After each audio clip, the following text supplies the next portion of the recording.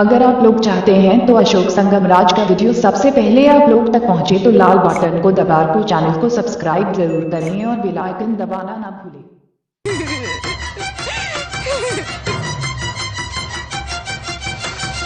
छोड़ के ससुराल चली जाइब जे नैहरवा सैया लौट के आइब ना, हम लौट के आइब ना, खा के मर जाइब कहीं जहर महुरवा सैया लौट के आइब ना, हम लौट के आइब ना, सैया लौट के आइब ना।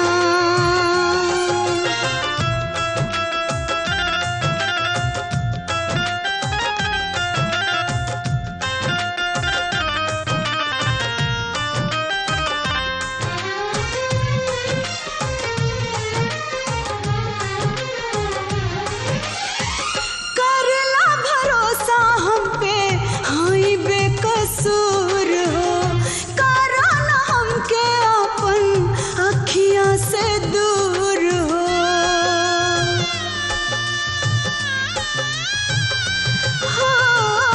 करला भरोसा हम पे हाई बेकसूर हो कारण हमके अपन अखियां से दूर हो।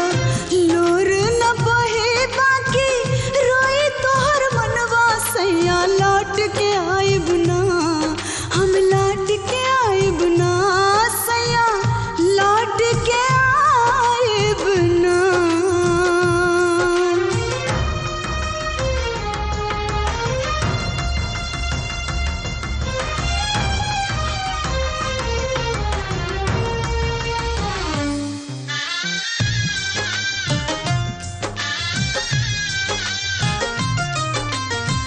गुदड़ी पहन के कौनो कोनवा में रहिले, दुखवा विपतियाए जे हंस के हम सहिले।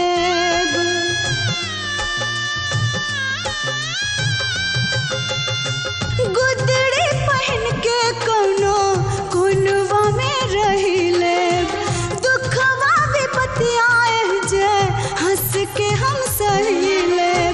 घर के है लक्ष्मी ना छोड़ावा घर दुआरवा सैया लौट के आइब ना, हम लौट के आइब ना, लौट के आइब ना, हम लौट के आइब ना।